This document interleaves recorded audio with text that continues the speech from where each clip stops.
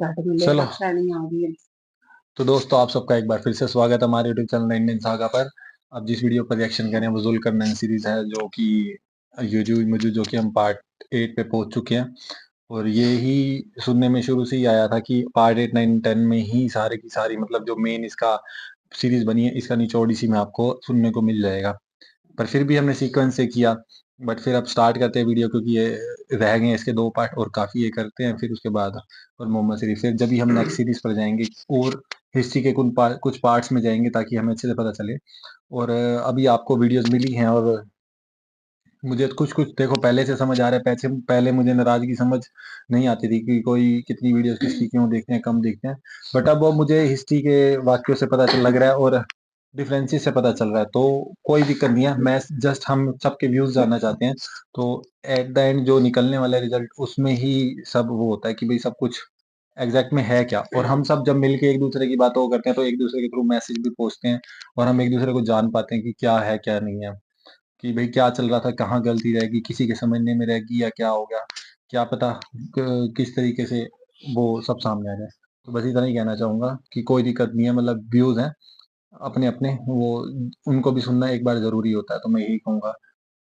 तो कोई दिक्कत की बात नहीं है, तो मिलते हैं आप। तो फिर वीडियो स्टार्ट करते हैं। लाइक सब्सक्राइब और शेयर करते रहिएगा, फिर इसके बारे में बात करेंगे।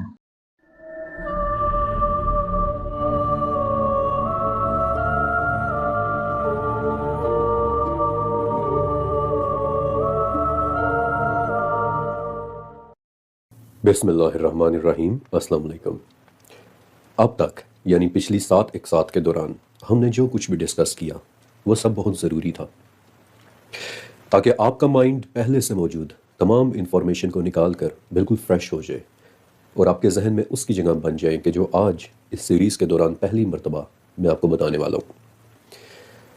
आज की ये किस्त जुल्करनैन के तीसरे सफ़र के बारे में है, यानी वो सफ़र कि जिसके मुतालिक शायद सबसे ज़्यादा लोग क्यूरियस होते हैं कि आखिर वो हुआ कहाँ था। जुल्करनैन का तीसरा सफ़र कि जिसमें उन्होंने याजूज और माजूज को रोकने के लिए एक दीवार बनाई थी। और इस सफ़र का आगाज़ होता है सूरह कहफ की आयत नंबर 92 से कि वो यानी जुल्करनैन फिर से एक रास्ते पर हो लिया, यहाँ तक कि जब वो सद्दैन के दरमियान पहुँचा तो इन दोनों के परे उसने एक कौम को देखा कि जो बमुश्किल उसकी बात समझ पा रहे थे। अब यहाँ सबसे पहले तो आपको एक बहुत ही अहम लफ्ज़ का मानी जानने की ज़रूरत है, और वो लफ्ज़ है सद्दैन। इस लफ्ज़ सद से अमूमन पहाड़ मुराद लिया जाता है और सद्दैन का मतलब समझा जाता है 2 पहाड़। ऐसा क्यों? शायद इसलिए क्योंकि जुल्करनैन एक सफ़र में थे और उनके सफ़र में आने वाली रुकावट को कोई पहाड़ी सिलसिला समझ लिया गया होगा।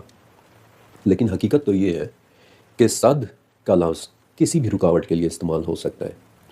मसलन एंशियंट इजिप्शियंस ने जब मिस्र से बाहर निकलकर अपनी फतूहात करना शुरू की तो वो लोग हर जंग जीतते आगे ही बढ़ते चले जा रहे थे, हत्ता कि सूडान पहुंचकर उन्हें रुकना पड़ा, क्योंकि उनके रास्ते में एक ऐसी रुकावट आ गई थी कि जिससे वो आगे बढ़ नहीं पा रहे थे। लेकिन मज़े की बात यह है कि यही वो रुकावट थी कि जिसने बाद में रोमन्स को भी सूडान में रोक कर वहाँ से आगे नहीं जाने दिया, और ना ही ब्रिटिश एम्पायर इस रुकावट को क्रॉस करके आगे अफ्रीका में दाखिल हो सकी थी। यहाँ तक कि सूडान ने अरबी ज़ुबान में इस जगह का नाम ही सद रख दिया, एक बहुत बड़ा दलदली इलाका, एक रुकावट कि जिसे पार करके कोई आगे नहीं जा पा रहा था।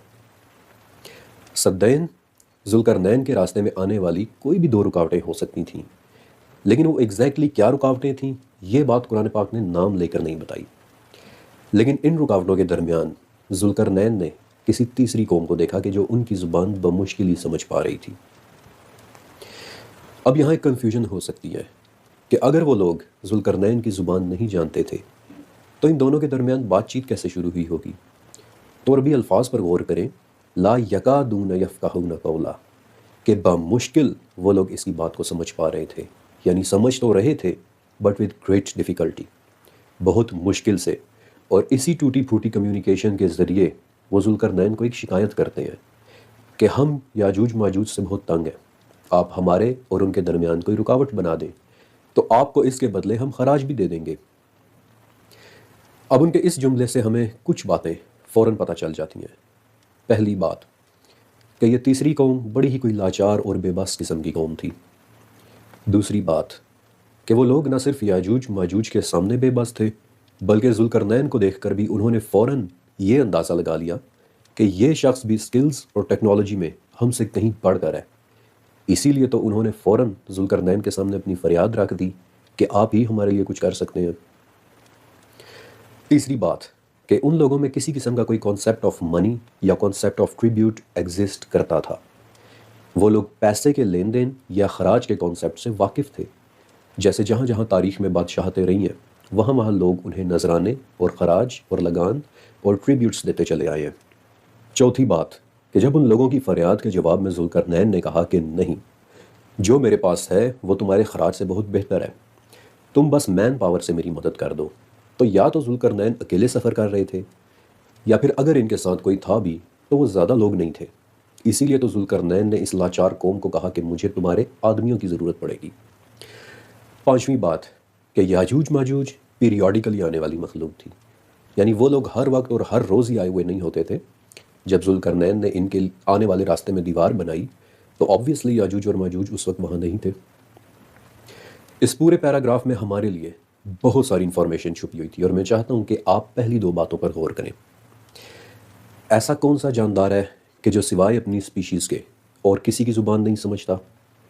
कौन है वो कि जो अपने से बड़ों को ट्रिब्यूट्स और खराज और नजराने देने का आदी हो?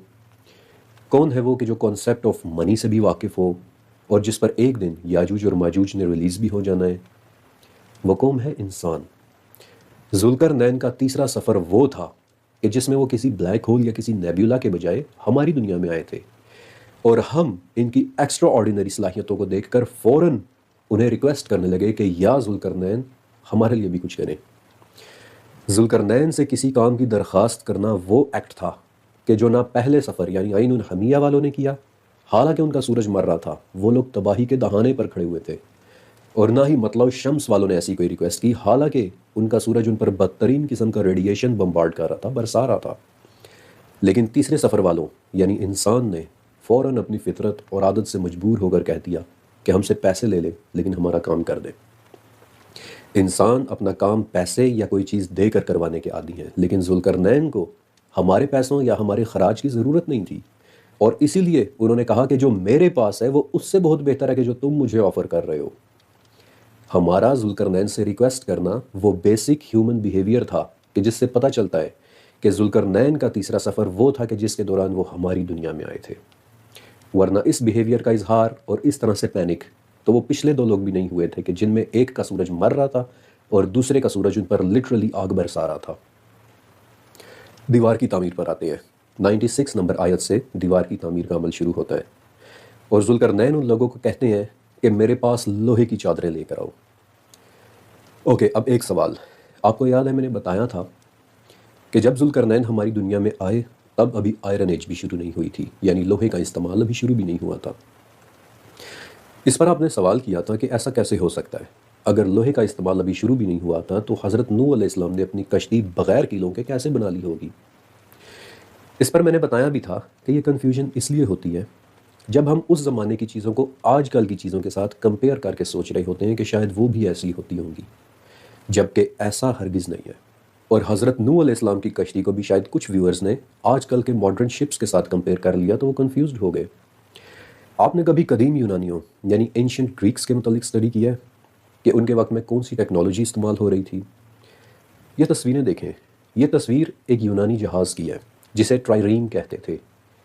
ये जहाज़ सिर्फ और सिर्फ लकड़ी के बने होते थे और इनके तख्तों के अंदर लकड़ी की मोटी मोटी पिन्स, जिन्हें पैग्स कहते हैं, वो डालकर तख्तों को आपस में इंटरलॉक कर दिया जाता था। और जब जहाज़ की बॉडी तैयार हो जाती थी तो इसके बाहर वो लोग तारकोल का लेप कर देते थे ताकि कहीं से भी पानी अंदर दाखिल ना हो जाए। और इस लकड़ी के अलावा इस्तेमाल होने वाला थोड़ा बहुत मटेरियल हुआ करता था रस्सियाँ और घास फूस यानी स्ट्रॉज। सिर्फ ये वो तीन चीज़ें थीं कि जिनसे 2-2.5 साल पहले तक पूरे पूरे जहाज़ बना करते थे, बग़ैर कीलों या मेटल के। किसी कश्ती का बनाए जाना कदीम यूनानी इस हवाले से बहुत मशहूर थे। देखिए, बहुत सिंपल सी बात है कि लोहा शुरू से इस दुनिया में मौजूद था, बिल्कुल वैसे ही कि जैसे हमेशा से यूरेनियम भी मौजूद था। लेकिन लोहे का इंडस्ट्रियल लेवल पर वो इस्तेमाल कि जिसे आज हम अपनी आंखों से देख रहे हैं, ऐसा आज से सिर्फ 3200 साल पहले शुरू हुआ। बिल्कुल वैसे ही जैसे यूरेनियम का इस्तेमाल as a source of energy आज से सिर्फ 82 साल पहले शुरू हुआ। लेकिन ज़ुल्करनैन हमसे पहले लोहे के इस्तेमाल से वाकिफ़ थे और इसे इस्तेमाल करने का हुक्म भी उन्होंने दिया था कि जाओ और लोहे की मोटी मोटी शीट्स बनाओ और इन्हें मेरे पास लेकर आओ। जुल्करनैन उन्हें गाइड कर रहे थे कि do this and do that.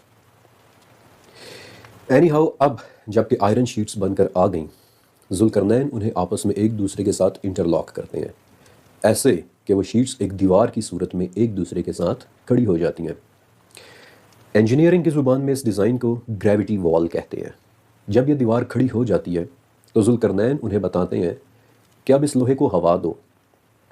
अब जाहिर है कि ये काम फूंकों से तो हो नहीं सकता था। नेचुरली इसके लिए एक ऐसी डिवाइस चाहिए थी कि जिसे उर्दू में धूंकनी और इंग्लिश में बेलोज कहते हैं।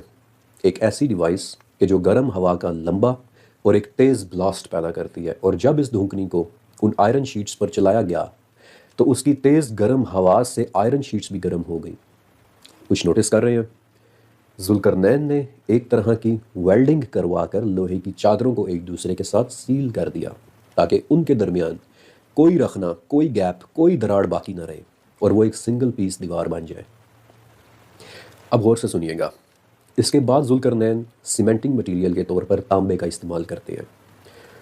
वो कहते हैं कि मेरे पास पिघला हुआ तांबा लाओ, और फिर पिघले हुए तांबे को वो उस गर्म लोहे के ऊपर डाल देते हैं। तांबा क्यों डाला? वजह नंबर 1 कि तांबा फ्लेक्सिबल होता है, जलजले की सूरत में दीवार गिरने से बच जाती। वजह नंबर 2, हवा में रहने के बाद तांबा कुछ अरसे बाद अपना कलर चेंज कर लेता है, ये सब्ज हो जाता है, क्योंकि हवा तांबे पर क्यूप्रस ऑक्साइड की एक तह जमा देती है जिसे पटीना कहते हैं, और ये तह सब्ज रंग की होती है। आपने कभी न्यूयॉर्क में लगे इस मशहूर मुजस्मे स्टैचू ऑफ लिबर्टी को देखा है? सब्ज रंग का एक मुजस्मा। आपको पता है कि ये मुजस्मा तांबे का बना हुआ है और ओरिजिनली इस मुजस्मे का कलर ब्राउन था, लेकिन आहिस्ता आहिस्ता हवा की वजह से तांबे ने अपना कलर चेंज कर लिया और आज स्टैचू ऑफ लिबर्टी तकरीबन सब्ज रंग की हो चुकी है। क्यों? क्योंकि इस पर पटीना की एक तह जम गई है।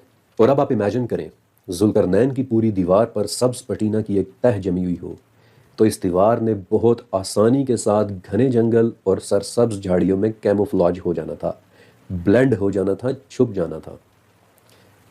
अब एक बात और, आपको पता है कि हम बचपन से ये सोचते आए हैं कि जुल्करनैन की दीवार किसी अजीम शान पहाड़ के साइज़ की होगी।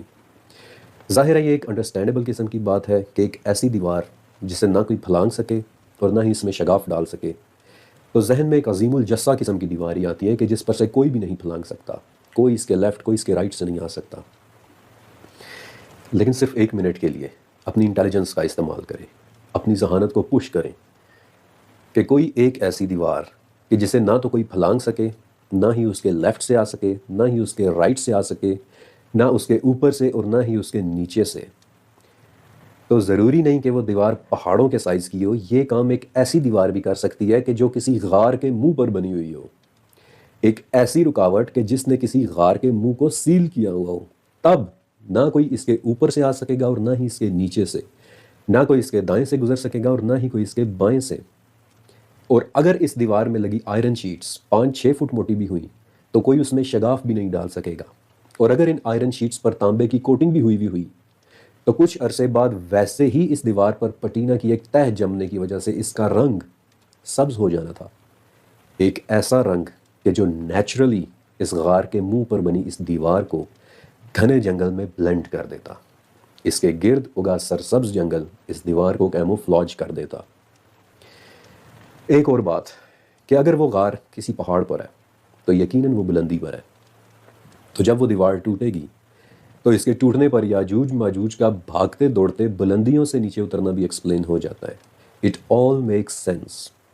जुल्करनैन ने वो दीवार बनाकर किसी गार के मुंह को बंद किया है, किसी कहफ के मुंह को बंद किया है, और इसीलिए ये वाक़या सूरह कहफ में है, जिसमें मौजूद तकरीबन हर वाक़याई एक गार के मुतल्लिक है। मसलन हज़रत मूसा अलैहिस्सलाम और खिज़र का वो वाक़या कि जिसमें मछली पानी के अंदर एक गार की तरह का रास्ता बनाकर चली जाती है। असहाबे कहफ कि जो एक गार में जाकर सो जाते हैं।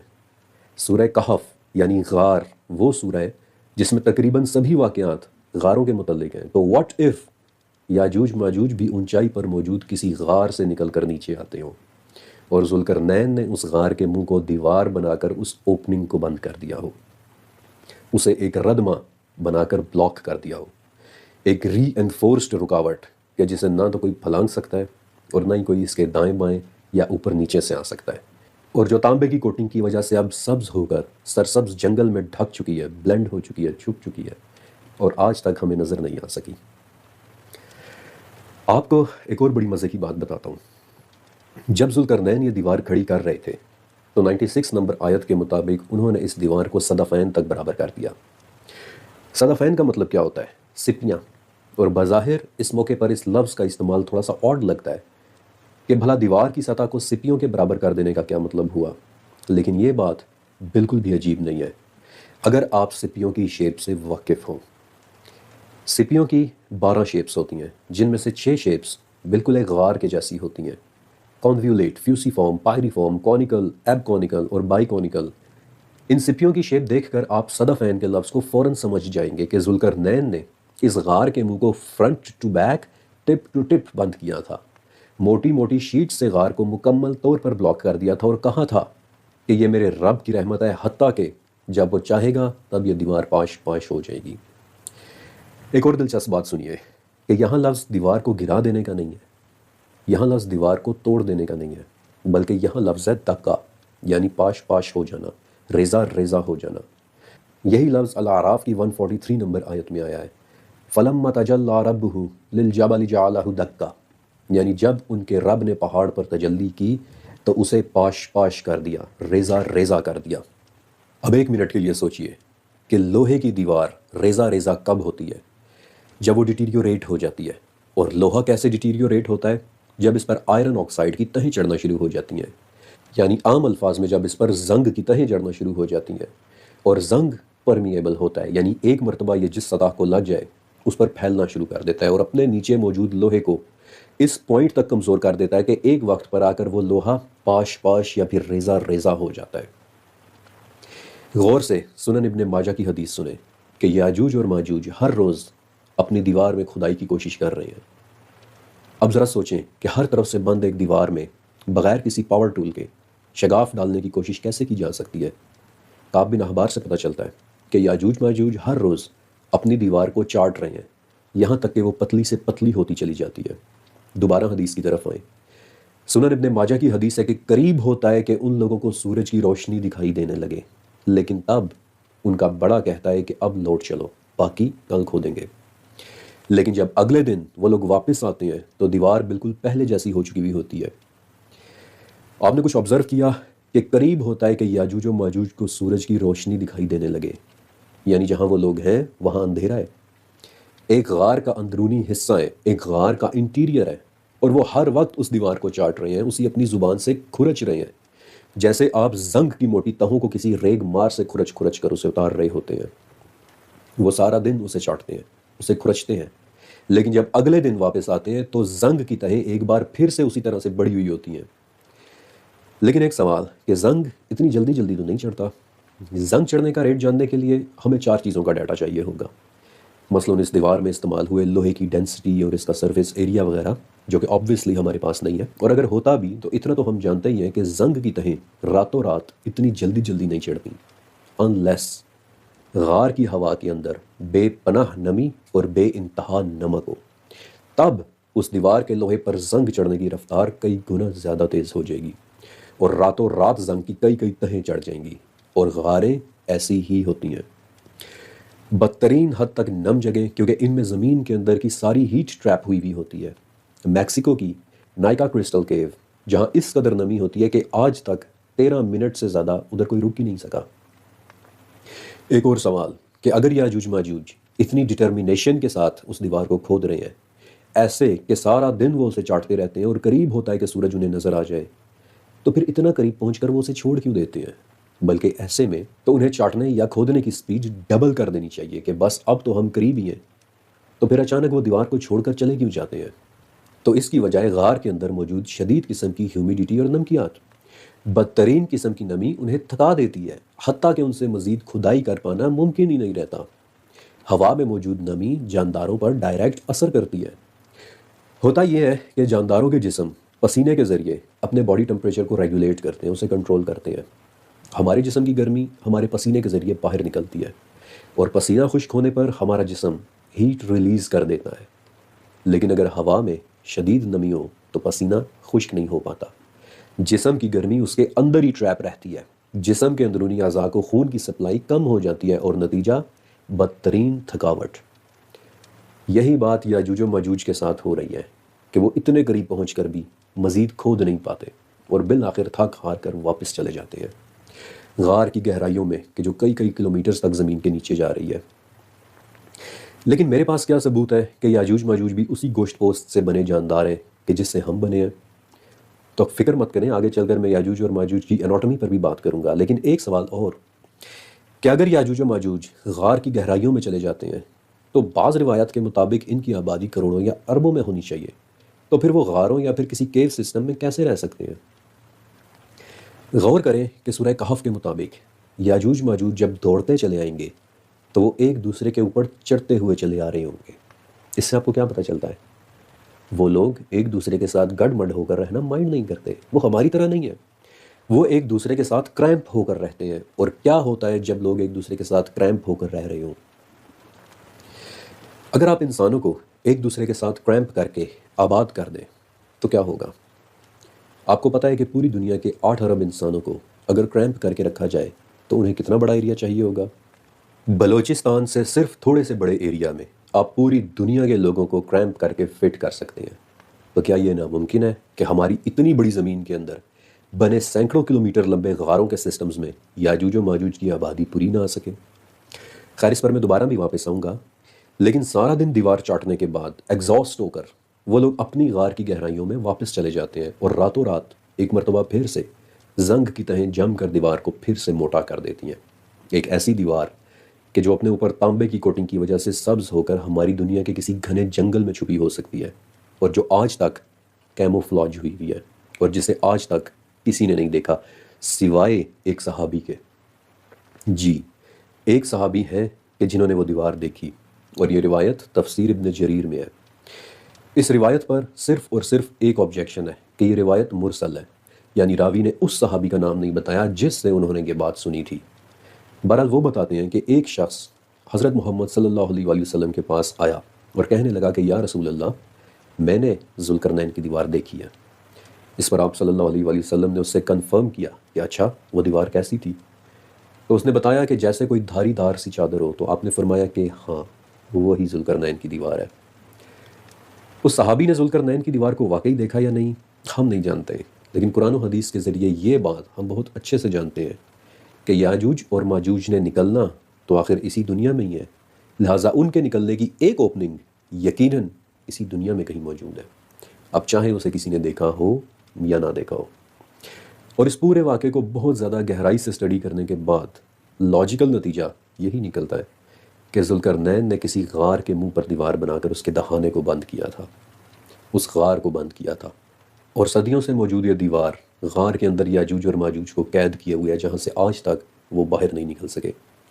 और जब ज़ुल्करनैन ने ये दीवार बनाई थी तो उन्होंने उसी वक्त इसकी जंग वाली वाहिद कमज़ोरी को सेंस कर लिया था और इसीलिए उन्होंने कहा था कि जब मेरे रब का हुक्म आएगा ये दीवार रेज़ा रेज़ा हो जाएगी। और अब मैं आपको शायद सबसे ज़्यादा मज़े की एक बात बताता हूँ, जिसे सुनकर बल्कि जिसे देखकर आप शायद हैरान रह जाएंगे। इस वक्त ऑक्सफोर्ड यूनिवर्सिटी की बोडलेयन लाइब्रेरी में 15वीं सदी का एक मैन्यूस्क्रिप्ट रखा हुआ है जिसका शेल्फ मार्क नंबर है बोडलेयन लाइब्रेरी MS नंबर 133। ये किताब 3 ज़ुबानों में लिखी हुई है, लैटिन, तुर्किश और अरबिक। और इस किताब का नाम है किताबुल बुल्हान, यानी हैरानियों की किताब। इस किताब के 176 सफ़े हैं जिनमें कुल मिलाकर 83 एग्जिबिट्स बनी हुई हैं। इस मैन्यूस्क्रिप्ट के सफ़ा नंबर 81 पर बनी इस एग्जिबिट को देखें। आपको क्या नज़र आ रहा है? डेफिनेटली ये याजूज और माजूज की दीवार की एक डिस्क्रिप्शन है, लेकिन गौर से देखें कि किताबुल बुल्हान किस बात को कंफर्म कर रही है। इस एग्जिबिट के अप एंड डाउन को देखिए तो अचानक आपको नज़र आने लग जाएगा कि याजूज और माजूज डेफिनेटली ज़मीन के नीचे कहीं आबाद हैं और जिनके बाहर निकलने की ओपनिंग को वाज़े तौर पर बंद किया हुआ नज़र आ रहा है। आज की ये किस्त बहुत ज़्यादा इन्फॉर्मेशन के साथ लोडेड थी और इसीलिए मैंने इसे एक शॉर्ट एपिसोड रखा ताकि आप इसे आसानी से एब्जॉर्ब कर सकें। बेशक इसे 2 मरतबा देखें, लेकिन ये तमाम बातें एक साथ बताना बहुत ज़रूरी था, क्योंकि ये दीवार ही वो इकलौता बैरियर है कि जो याजूज व माजूज और हमारे दरमियान एक वाहिद रुकावट है। इस दीवार को इसके पूरे ग्रैंडियर के साथ समझना बेहद ज़रूरी था, क्योंकि अब जबकि हमें इस दीवार की समझ आ गई है, अब हम इसे क्रॉस करने के काबिल हो गए हैं। और इसे क्रॉस करके अब मैं आपको अपने साथ लेकर जाने वाला हूँ एक बिल्कुल ही नई दुनिया में, याजूज और माजूज की दुनिया में। अल्लाह हाफिज़। तो अब जैसा कि आपने देखा ही है कि यजूज मजूज सीरीज का मतलब जैसे आपने पार्ट देखा ही है, तो मैं तो यही कहूंगा कि भाई सही में बात सच थी कि भाई 7 पार्ट्स के अंदर तो चलो एक वो थी, लेकिन 8वें पार्ट में प्रॉपर नॉलेज और प्रॉपर बात से जिस तरीके से उन्होंने समझाया, वो एक एक पॉइंट बेस्ट लगा। हम उस पे वैसे एक्सप्लेन नहीं कर सकते, हम तो सुन के सिर्फ वो कर सकते हैं। बाकी मेरे को काफी अच्छा लगा ये चीजें कि भाई जिस तरीके से उन्होंने कहा ना कि वो शुरू से भी हमने सुना था कि उन वो ऐसे कुतरते रहते हो या चाटते रहते हैं हाँ दीवार को, हाँ और सूरज की रोशनी आती है। तो बेसिकली बात है, सूरज अगर की सूरज की रोशनी आ रही है तो धरती की जगह है ना, कोई भी हो सकती है। मैं रिसेंट का एक वाक्य भी बताता हूँ आपको जो मुझे पता चला था। बर्फ के नीचे ना, पहाड़ों की बर्फ होती है ना, वहां पर ऐसे कीटाणु पाए गए हैं, मतलब जो कि इतने सालों बाद मतलब मिले हैं, और उनके अंदर जो वायरस है ना, वो किसी को भी तबाह करने वाला हो सकता है। और जब वो निकले हैं तो इतने सालों बाद वो जिंदा निकले हैं,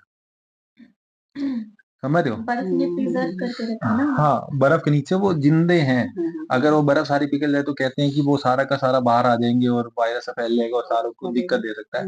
कि मैं नहीं कह रहा, वैसे जनरली आप सर्च कर लेना, क्योंकि ये फुरकान कुरैशी जी भी मतलब उन्हीं से मतलब सारी की सारी यूनिवर्सिटीज के बारे में बोलते हैं, उनके उससे बोलते हैं, तो मैं भी वहीं से बोल रहा हूँ। ये काफी टाइम पहले मैंने सुनी ये बात, तो बड़ी अच्छी बात लगी। तो थोड़ा सा मतलब एक जैसा लग रहा था कि वो भी चाटते रहते हैं, और वो एक तरह से, वो एक तरह जिस तरीके से बताया ना, कीड़े या कोई भी इस तरह की जो तादाद होती है ना, एक दूसरे के ऊपर चढ़ के ही रहती हैं। हाँ हाँ और ये खाते रहना, कुतरते रहना इनकी फितरत में ही होता है।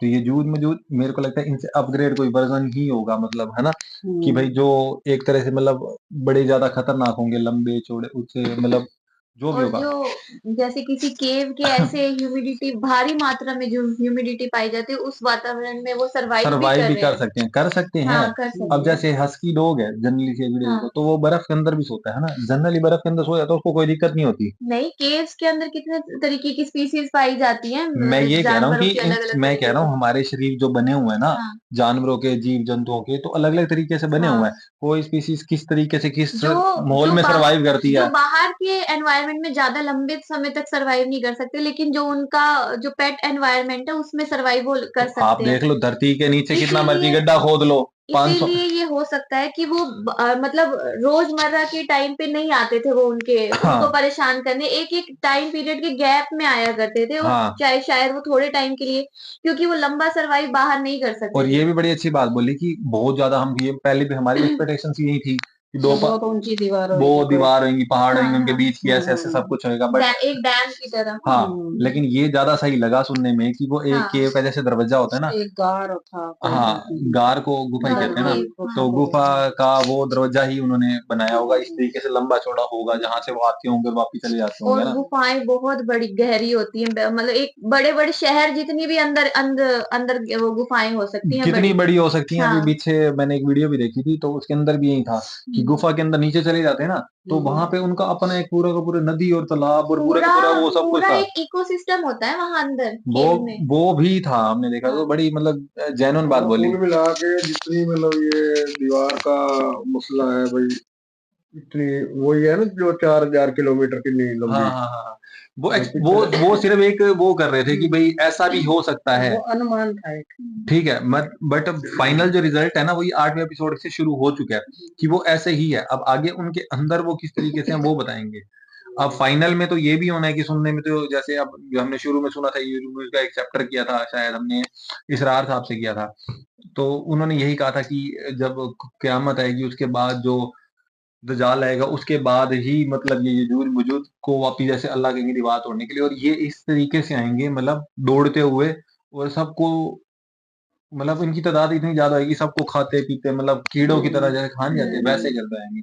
और फिर परमात्मा इनको एक रोग सा देगा जो गर्दन पे होगा या कैसे भी होगा, तो फिर ये सारे के सारे सिमटते जाएंगे, मतलब उसके कारण ये सारे के सारे मर जाएंगे, फिर कुछ इंसान जिंदा रह जाएंगे, तब यीशु। खैर एक प्रकृति का मतलब वो दिखा रखा है कि भाई प्रकृति का नियम है जो है, जितने युग चलने हैं उसके बाद हाँ वो तो है, बट फिर भी किसी का नहीं है। जब तक हम होते हैं हाँ, हमें एक एक्साइटमेंट मालिक सी। ने कोई ना कोई लीला तो अपनी रचानी है, दुनिया युग चेंज करने का, नए से नया, नए से नया। लेकिन एक एक्साइटमेंट तो होती है कि हम भी कुछ हाँ ऐसा देखें, हाँ भाई अगर गुफा है तो इसको ढूंढा जाए, मिला जाए, मिल हाँ। जाए, फिर पता लगे वाकई क्या है जो क्या नहीं। एक्सपेरिमेंट करते हैं, जिनकी रुचि इन चीजों में होती है, जो बायोलॉजिस्ट होते हैं, जो हिस्टोरियंस होते हैं, वो उनका काम ही यही है कि ऐसी ऐसी चीजों को, ऐसी ऐसी जगहों को तलाश करना, इन पे एक्सपेरिमेंट करना, हाँ, इन पे जिनको रिसर्च नहीं करना। मालूम बाकी हाँ उनको मालूम हो। बाकी स्टार्टिंग से मतलब सारी बातें एक तरह से बहुत जेन्युइन थी, जैसे इन्होंने साइंस मतलब बीच में जोड़ी कि जैसे शुरू से इन्होंने बताया ना वो तांबे और वगैरह जैसे वो अपना हाँ रंग हाँ चेंज कर लेते हैं बहुत एक लंबे टाइम के बाद। और ये भी बताया कि किस तरीके से वो मतलब जुल्करनैन मतलब अच्छा उनकी कन्वर्सेशन जैसे उन्होंने शुरू में बताई ना कि वो आए होंगे कैसे उन्होंने कांटेक्ट किया हुआ। तो कॉमन सी बात है, कोई बंदा जहाँ जाता है थोड़ा टाइम रुकता तो है ही है, आपस में कांटेक्ट करते हैं। और जुल्करनैन इतनी नॉलेज रखते होंगे तो उनको ये भी पता होगा कि लैंग्वेज को ट्रांसलेट कैसे किया जा सकता है। अगर इतनी आगे की लोहे की नॉलेज सब कुछ, ये सब कुछ वो पार तक भी जा रहे थे, बहुत चीजें थे। उनका टाइम ऑफ पीरियड मतलब जो लिविंग टाइम ऑफ पीरियड है ना वो भी बहुत लंबा रह चुका है। तो उन्होंने क्या पता क्या क्या किस तरीके से इजाद किया होगा अपने आप में, उनके पास होगी वो चीज, तो उन्होंने वो भी कर लिया होगा, उनका वो ले लेता है। हाँ बट जिस तरह से जंगल वगैरह में मतलब ये उन्होंने कहा कि भाई इस तरीके से हुआ होगा और भाई उसने रंग चेंज कर लिया, सब कुछ कर लिया होगा। तो आप क्या कहना चाहोगे अब मतलब टोटली इस वीडियो के ऊपर, जैसे आपने हाँ देखा अब बिल्कुल। पहले के पार्ट्स और अब के। जैसे कि इनकी रिसर्च शुरू से इतनी इम्प्रेसिव रिसर्च रही है इनकी, तो अब जाके जो ये पार्ट इन्होंने बताया है कि वो एक तरीके की, जैसे हम फ़ोटो भी देखते थे और माइंड में भी वही एक इमेज क्रिएट होती थी कि वो एक डैम की तरह होगी, कि जो दोनों तरफ जिनके पहाड़ियाँ होंगी और एक वैली होती है, कि उस वैली के बीच में एक डैम बना हुआ है। बट अब जो इन्होंने बताया कि एक तरीके से वो केव का जो पूरा मुँह होता है उसको बंद किया गया था एक दीवार खड़ी करके, और उसी के अंदर वो रहते थे। तो ये काफ़ी मतलब पूरी विश्वास करने वाली बात है, क्योंकि एक केव एक शहर जितनी भी बड़ी हो सकती है अंदर, और पाई भी गई हैं कितनी, उसका पूरा एक इकोसिस्टम होता है, वहाँ पे अलग तरीके की स्पीसीज पाई जाती है जो बाहर के एनवायरनमेंट में ज्यादा लंबा सही बात है। सरवाइव नहीं कर सकती, लेकिन वो वहीं के एनवायरनमेंट की आदी होती है। वहाँ का पानी, वहाँ का जो वातावरण, जो जिस तरीके की एयर है वहाँ पे, रोश अंधेरा है, अंधेरे में सरवाइव कर लेते हैं। उनको कहीं पे आने जाने के लिए आंखों की ज्यादा जरूरत नहीं पड़ती, क्योंकि वो उनकी बॉडी इवॉल्व हो चुकी होती है, उनकी जनरेशन इवॉल्व हो चुकी होती है उसी एनवायरनमेंट में। तो ये काफी इंटरेस्टिंग, आगे और इंटरेस्टिंग सही होता जा बात रहा है। है। जब हम एक डैम की इमेज से हटके जब हम एक केव की इमेज में आ रहे हैं ना, तो तो वो रियल लग और गया, ज्यादा इंटरेस्टिंग होता जा रियल रहा भी है। लग रहा हाँ, है कि। रियल भी लग रहा है कि हाँ सच में ऐसा तो होगा। आप क्या कहना चाहोगे कि आपने सुना मतलब एक जानना मतलब कि ये सब कुछ मैं तो पहले। अपने आप में ये सोच रही थी कि वो उस टाइम के हिसाब से कितने वैज्ञानिक थे, हम्म, मतलब कि लोहे की, तांबे की, मतलब धातुओं को गलाना, पिघलाना, हम्म। उनके उनका यूज करना। तो मतलब कि और उनका दिमाग किस लेवल तक था कि इन चीजों का ये पड़े, जैसे सीपियां बता रहे थे कि सीपियों की शेप के वो हाँ होते हैं हाँ दरवाजे, हाँ वो कह रहे थे बने हाँ। होते हैं। तो एक एक चीज को वो कुदरत की एक एक चीज की उनको कितनी उन्होंने नब्ज पकड़ी, कितने अच्छे से उन चीजों का यूज किया। तो मैं यही देख रही थी कि इतने पुराने लोग, हम समझते थे क्या थे, पुराने लोग अनपढ़ थे, मतलब कि इस तरह से हम्म। थे, या वो जो भी है भाई, वो हमारे ना टाइम से सभ्यता शुरू हुई है। वो ना एक्चुअल नेचर से कनेक्टेड थे और नेचर की हम्म। चीजों को उसी तरीके से यूज करना हाँ, जानते थे बस हम। मुझे तो ये देख रही थी मैं, मुझे बहुत अच्छा लगा। और आगे अब एक्साइटमेंट ये है कि अब यूज मजूज के वो दीवार के पार का भी सीन दिखाएंगे। और हो सकता है और हम्म बताएंगे मतलब वो किस हम्म, तरीके से रह रहे हैं। हाँ बट हाँ कई बार बीच में वीडियो देखने को आती भी है, जैसे क्लिप्स में देखते हैं ना, तो कई एक वो खोद रहे थे तो हम्म उसके अंदर से ना उनको आवाजें आने लगी कुछ ऐसे हम्म खोद रहे हैं बड़ी एक तरह की। उन्होंने किसी ने कहा कि ये तो नर्क वगैरह हो सकता है कुछ ऐसा, मतलब मैं वैसे बता रहा हूँ। हम्म बट जानने की बातें हैं, काफी सारी प्रजातियां जो जमीनों के अंदर भी रहती हैं। हम्म सही बात है, एनवायरनमेंट ही वैसी होता है उनको। तो आप हम्म। क्या कहना चाहोगे, आपको अच्छा लगा, इंटरेस्टिंग मतलब इस तरीके की चीजें जो हमने कभी नहीं देखी, हमसे पहले हो चुकी हैं और हमारे बाद होने वाली हैं, और इन चीजों को सोचना भी अपने आप में कैसा लगता है कि हम ऐसा कुछ देख नहीं पाए अपने लाइफ टाइम पीरियड में। अब इसलिए मान लो अब ये हम इस चीज के ऊपर, विषय के ऊपर हम जाते हैं ना भाई, वो पहले और ये लगाओ कि जो अब मालिक ने ये नई टेक्निक पैदा की है वो भी तो हम इंसानों में पैदा करी है। उस समय के अनुसार से बिल्कुल भोला भाला जमाना, और वो सारे काम अपने हाथों से किया करते थे, लेकिन वो टेक्निक तो मालिक ने भी तो उस टाइम उसी सोच को पैदा करता है ना उस वक्त के अनुसार। बिल्कुल। तो ये कलाकारी मालिक समय समय के अनुसार बस चेंजिंग आते रहता है, इसलिए इंसानों के रहन सहन में चेंज आता है, इसलिए टेक्निक में भी मालिक प्रकृति में ही चेंजिंग आता रहता है। तो दोस्तों ये था पार्ट, और अब ज़्यादा तो मैं कुछ नहीं कहूँगा, नेक्स्ट पार्ट की तरफ जाने का मन नहीं है अब, कि दोनों पार्ट भी फटाफट पता चले और हमारी भी जो हमारे मतलब आगे जानने का वो बहुत पता लग जाए। और इस तरीके की ना मूवीज भी आ चुकी हैं, हॉलीवुड मूवीज, द केव के कई पार्ट आ चुके हैं जिसमें गोग एंड मोगोग की बात कर नहीं रहे, वो गोग एंड मोगोग नहीं, वो मूवी नहीं कह रही, नाम अच्छा से हाँ मूवीज आ चुकी हैं, मतलब वो केव मतलब एक उसके अंदर अलग तरीके की स्पीसीज रहती हैं जो एक पूरे शहर जितनी बड़ी केव होती है कि वहां पर वो स्पीसीज वहीं पर सरवाइव कर सकती है। अगर वो बाहर आती है तो वो लंबा सरवाइव नहीं कर सकती, आंखों से उन्हें दिखता नहीं है क्योंकि अंधेरा इतना होता है कि उन्हें आंखों की जरूरत ही नहीं पड़ती, वो सूंघ के सारी चीजें पता कर लेती हैं। एक्चुअली ये बेस्ड इन्हीं पर ही होती हैं, हाँ, ऑलमोस्ट हाँ, मैंने देखा है तो जितनी भी हाँ, मैंने कई मूवीज मैंने हॉलीवुड की देखी थी बीच में भी, तो उनके अंदर कई कई ऑलमोस्ट मूवी में सोलेमन की किताब, सोलेमन हाँ, बुक्स, हाँ, ये वो तो इनके जिक्र अब देखते हैं तो अब पता लगता है कि ये हाँ, देखियो तो कितना बड़ा सिमिलर है हर मेरे चीज। दिमाग जब से केव की बात हुई ना, मेरे दिमाग में सेम वही वाली चीजें चल रही थी क्योंकि वो चीज देख चुके हैं वैसे एनवायरनमेंट में जैसे हाँ बहुत सारी मूवी एनिमल्स तरीके से रहते हैं मुझे वो। बताइए, मैं भी देखूंगी। हाँ, बहुत अच्छी हाँ मूवी है। तो काफी अच्छी थी, मतलब इंटरेस्टिंग वीडियो है, मतलब ये टॉपिक इंटरेस्टेड है, मतलब इंटरेस्टिंग है, मतलब एक इंसान जो नहीं जानता ना उसके बारे में जानना उसको सबसे ज्यादा अच्छा लगता है कि ये ऐसा कब होगा कैसे होगा ना, इसी चीज के बारे में वाकई ऐसा है तो मिले ढूंढें देखें। एक जनरली सी खजाने की बात भी कर दी है ना तो लोग अंदर घुस के खोजने की कोशिश करते हैं, जैसे कि वो फिरौन की मम्मी मिली और पुरानी वो मूसा जी की जो तरात के कुछ वो कहते हैं हिस्से मिले, है ना। ये तो जिज्ञासा ही होती है इंसान ये के जो अंदर। इंसान के अंदर का उतावलापन है ना बहुत कुछ जानने का, तो एक्साइटमेंट देता है बहुत ज्यादा। और वाकई वक्त हम यूं मेरा तो मन यूं करता है वक्त में या तो छलांग लगा के आगे देख ले, वही बात है गैप वाली बात हो जाती है, गैप का तो परमात्मा ही जानता है, बट मैं ह्यूमन नेचर और अपने नेचर की बात कर रहा हूँ एक्साइटमेंट की, है ना। तो बस इतना ही कहना चाहूंगा, फिर मैं बहुत ज्यादा देर तक स्पीड में बोल देता हूँ तो कई बार कई कहते हैं मेरे को कि यार बोलते रहते हो।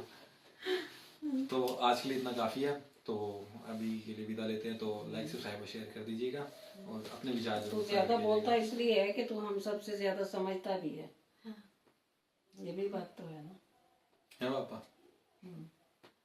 और सिंपल सी बात है, आगे रिप्लाई भी तुझे करने होते हैं, जवाब भी तुम्हें देने होते हैं। लेकिन मेमोरी भी सबसे ज्यादा स्ट्रांग है। तो बस अभी के लिए इतना काफी, मिलते हैं जल्दी नेक्स्ट वीडियो में।